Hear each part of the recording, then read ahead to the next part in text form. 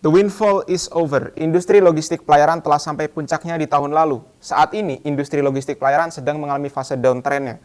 Perkenalkan, kami dari Breakfast Capital memberikan rekomendasi sell pada harga saham Samudra Indonesia Terbuka dengan ticker SMDR with potential downside sebesar 14% dari current price-nya di harga Rp350, diprediksi akan turun di harga Rp301.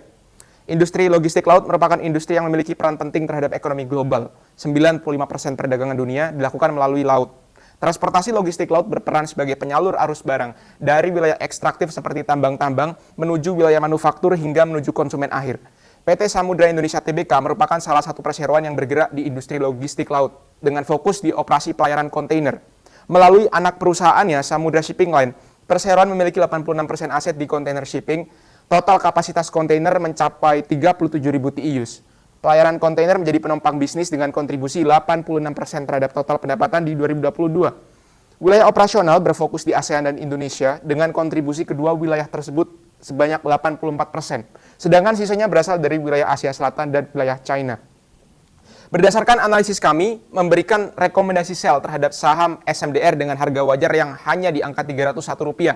Potensial downside 14% dari current price-nya di harga Rp350. Ada 3 tesis utama yang kami gunakan sebagai landasan. Yang pertama, siklus bisnis yang akan berakhir. Yang kedua, tingginya kompetisi di industri logistik laut. Lalu yang ketiga adalah bisnis cyclical dan margin yang kecil. Cycle is come to an end. Demand kami prediksikan melemah di tahun 2023. Ekonomi dunia dilihat akan mengalami perlambatan dengan hanya bertumbuh 2,8%. Terbebani oleh proyeksi buruk ekonomi Amerika dan sangat mungkin turun lebih dalam apabila terjadi sentimen negatif.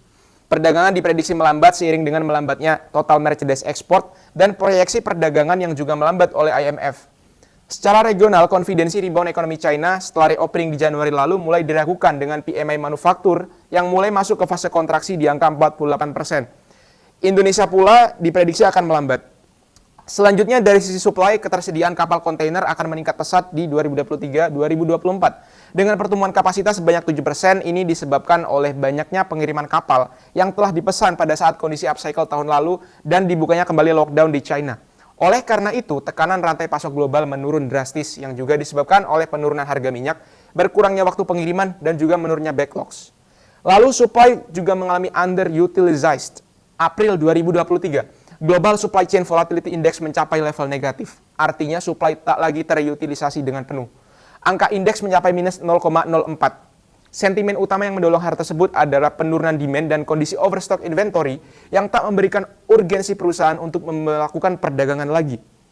Maka, supply yang bertumbuh di tengah penurunan demand akan menyebabkan freight rates tertekan sangat dalam. Kami prediksikan freight rates dalam 3 tahun ke depan akan berada di level sekitar pra-pandemi di angka 1.200. Tingginya kompetisi di industri logistik laut. Untuk kompetisi di dalam negeri, Temas merupakan kompetitor terberat SMDR, yang dimana Temas sendiri berfokus pada pasar dalam negeri dengan jangkauan pelabuhan domestik sebanyak 60 pelabuhan dibandingkan dengan SMDR sebanyak 42 pelabuhan. Sementara itu, kompetisi secara internasional sangatlah ketat. SMDR kalah sangat jauh apabila kita bandingkan secara total aset, total armada, TEU, dengan perusahaan shipping global. Tahun 2022 terjadi lonjakan pendapatan karena kondisi extraordinary akibat kenaikan freight rates yang tinggi hingga 5 kali kondisi normal. Pertumbuhan revenue yang signifikan mengakibatkan GPM industri ini sangatlah tinggi. Termasuk GPM dari SMDR yang berada di angka 34%, 2 kali lipat di kondisi normal di angka sekitar 10%. Akan tetapi, SMDR tak lebih efisien dari kompetitornya, yaitu Temas. ROIC Temas lebih tinggi daripada SMDR. Artinya, Temas memiliki efisiensi yang lebih bagus daripada SMDR dari sisi pengelolaan modalnya. Bisnis cyclical dan margin kecil ditinjau dari absolute point of view. Perusahaan sedang mengalami tren penurunan yang sangat signifikan, di mana sangat align dengan freight rates. Revenue perusahaan mengalami penurunan. Secara kuartal turun sebesar 37,03% dan secara year on year turun sebesar 13,39%. Selanjutnya, laba kotor juga mengalami penurunan. Secara kuartal turun sebesar 44,36% dan secara year on year turun sebesar 50,74%. Dan terakhir, laba bersih juga turun.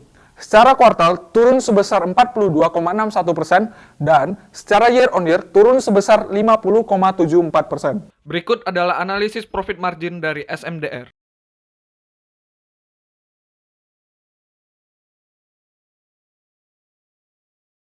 Selanjutnya dari comparative overview. Sebagai pembanding, untuk melihat apakah benar peningkatan revenue SMDR pada periode 2021 dan 2022 disebabkan oleh peningkatan freight rates, analis membandingkannya dengan 4 kompetitor lainnya yang dimana seperti yang tertera pada slides, revenue growth rate mereka berlima mengalami peningkatan pada periode tersebut. Selanjutnya, untuk membandingkan sebaik apa SMDR memanfaatkan sumber daya miliknya, dengan menggunakan ROA dan ROE, secara umum lebih tinggi Temas jika dibandingkan dengan SMDR, yang artinya Temas lebih baik dalam memanfaatkan sumber daya yang dimilikinya. Selanjutnya, jika dibandingkan dengan Temas, dari segi gross profit margin, SMDR di beberapa kuartal lebih tinggi dari Temas. Namun, mulai dari Q3 2022 hingga Q1 2023, secara berurutan, GPM Temas lebih tinggi dari SMDR. Jika ditinjau dari NPM, yaitu Net Profit Margin, Temas selalu lebih unggul dari SMDR, kecuali pada periode Q3 2020, Q1 2021, dan Q4 2021.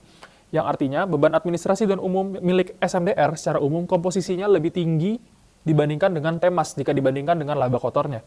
Sehingga berdasarkan semua paparan sebelumnya dengan menggunakan dua metode valuasi, yaitu Free Cash Flow to Firm Valuation dan Forward PE, analis mengestimasi base case dari harga wajar SMDR adalah sebesar Rp300 per lembar sahamnya, di mana pembobotannya adalah 60% DCF dengan fair price Rp311 dan 40% PE dengan fair price Rp285. Namun, hal ini juga sensitif terhadap freight rates dan weighted average cost of capital, sehingga analis juga membuat dua skenario lainnya, yaitu bull case dan base case, seperti yang bisa langsung dibaca pada slides. Dari angka-angka berikut, hal yang perlu di-highlight pertama adalah tax rate yang digunakan oleh tim, yaitu kita menggunakan tarif PPh badan, yaitu sebesar 22%. Mengapa kita tidak menggunakan effective tax rate? Karena tidak sustainable, dan sangat dipengaruhi oleh 1. Kompensasi kerugian, perbedaan temporer dan perbedaan permanen pengakuan pendapatan dan beban antara PSAK dengan UU perpajakan, dan seterusnya. Berikutnya, terminal growth rate kami proyeksikan sejalan dengan pertumbuhan perdagangan dunia. Sehingga dengan estimasi yang dibuat, diproyeksikan nilai wajar dari saham SMDR adalah Rp311, yaitu minus 11,03% downside dari harga 31 Mei, yaitu 350 dengan menggunakan metode DCF. Karena valuasi sangat sensitif terhadap cost of capital dan terminal growth rate, analis juga membuat sensitivity table untuk melihat pengaruh perubahan-perubahan dari komponen tersebut. Bisa langsung dilihat pada slide. Sehingga berdasarkan table tersebut dan juga paparan di atas, berikut adalah range dari nilai wajar SMDR. Bisa langsung dilihat pada slide. Risiko investasi meliputi beberapa aspek. Misalnya, yang pertama, perseroan mencatatkan laporan keuangan dengan US dollar akan mempunyai risiko translasi. Kedua, revenue yang sangat bergantung pada freight rates, membuat kondisi kesehatan perseroan sangat bergantung pada pasar. Yang ketiga, fluktuasi harga bahan bakar. Yang keempat, risiko gagal bayar piutang. Piutang perseroan memiliki persentase yang cukup besar terhadap aset, yaitu sebesar 29%. Dan yang terakhir, tensi geopolitik yang akan mempengaruhi dinamika industri ini ke depannya. Yang keenam, penurunan lini bisnis utama. Dari aspek lingkungan, penggunaan air mengalami penurunan sebesar 45,54% secara year on year. Akan tetapi, limbah dan emisi CO2 meningkat. Hal ini disebabkan karena kenaikan aktivitas operasional perusahaan pada tahun tersebut. Selanjutnya, dari sisi sosial, dana CSR yang dialokasikan perusahaan pada tahun 2022 meningkat sebesar 2,4 kali dibandingkan dengan tahun lalu. Selain itu, perusahaan memastikan bahwa tidak ada gaji karyawan dan karyawati yang berada di bawah upah minimum provinsi. Dan terakhir, dari sisi governance, komisaris independen hanya sebanyak 2,2 dari 6 orang, dan kami sendiri kesulitan untuk membandingkan environmental dan social impact dari annual report tahun ke tahun, karena data yang disajikan selalu berubah formatnya. Sebagai kesimpulan, berdasarkan hasil analisis secara makro, industri, keuangan, dan valuasi perusahaan, kami memberikan rekomendasi sell terhadap saham SMDR dengan harga wajar yang hanya di angka Rp301 dengan potensial downside minus 14,01% dari current price-nya di harga Rp350. Ada 3 tesis yang kami gunakan sebagai landasan.